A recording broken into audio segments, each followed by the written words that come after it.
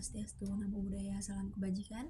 Saya Winda Febriani dengan NIM 22080016291. Kali ini saya akan membahas salah satu kasus mengenai pelanggaran terhadap hukum perusahaan.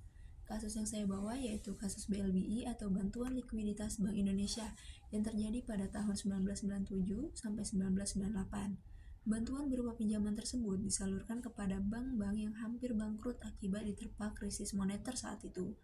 Penyaluran bantuan ini seharusnya dilakukan dengan mengedepankan prinsip kehati-hatian, akuntabilitas, dan kepatuhan terhadap peraturan perundang-undangan, sebagaimana diatur dalam Undang-Undang Nomor 10 Tahun 1998 tentang Perbankan dan Undang-Undang Nomor 23 Tahun 1999 tentang Bank Indonesia. BLBI diberikan sebagai instrumen kebijakan moneter darurat untuk menjaga stabilitas sistem keuangan nasional, yang penggunaannya wajib dicatat, diawasi, dan dipertanggungjawabkan. Selain itu, menurut Undang-Undang Nomor 40 Tahun 2007 tentang Perseroan Terbatas, direksi perusahaan memiliki tanggung jawab penuh atas pengelolaan dana dan pengambilan keputusan yang mempengaruhi keberlangsungan perusahaan, termasuk kepatuhan terhadap prinsip fiduciaridati dan good corporate governance. Namun, fakta yang terjadi menunjukkan adanya penyimpangan serius dari ketentuan tersebut.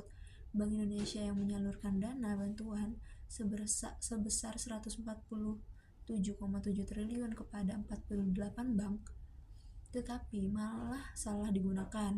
Banyak pengurus dan pemilik bank justru menggunakan dana BLBI untuk kepentingan pribadi, pelunasan utang kelompok usaha, atau mengalirkan dana ke luar negeri yang jelas melanggar ketujuan dan batasan penggunaan BLBI. Misalnya dalam kasus Bank Dagang Nasional Indonesia atau BDNI, pemilik bank Samsul Nur Salim dilaporkan atas penyalahgunaan dana BLBI sebesar lebih dari 28 triliun yang kemudian tidak dikembalikan sesuai perjanjian.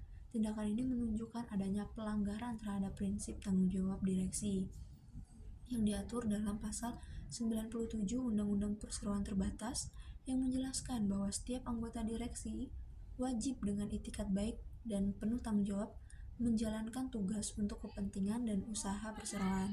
Dengan demikian, direksi bertanggung jawab penuh atas pengurusan perseroan.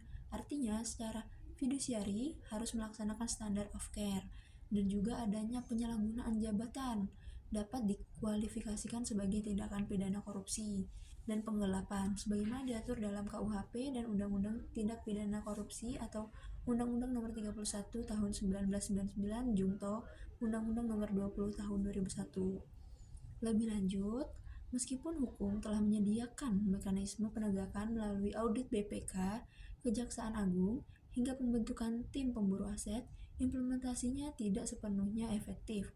Banyak tersangka yang menghindari proses hukum melalui rekayasa hukum, perjanjian politik, atau keputusan yang kontroversial, seperti penerbitan surat keterangan lunas atau SKL berdasarkan Inpres Nomor 8 Tahun 2002, yang secara yuridis masih diperdebatkan validitasnya dan kepatuhannya terhadap asas legalitas.